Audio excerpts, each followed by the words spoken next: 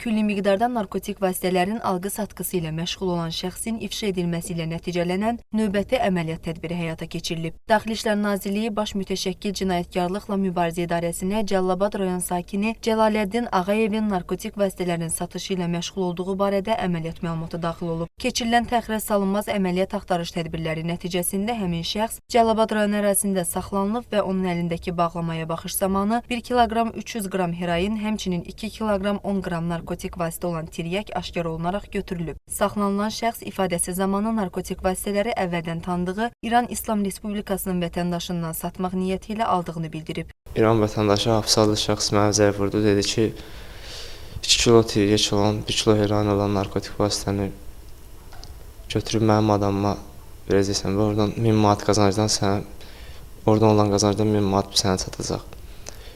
Narkotik vasitəni götürüldükdən sonra polis əməkdaşları yaxınlaşdı və məni tutdular. Faktla bağlı Baş İdarənin İstintaq şöbəsində Cinayət Məcəlləsinin müvafiq maddələri ilə cinayət işi başlanılıb. Zəruri istintaq hərəkətləri, eləcə də əməliyyat axtarış tədbirləri davam etdirilir. Lamiyə Mustafayeva, Elmin Laçınov, Azərtac.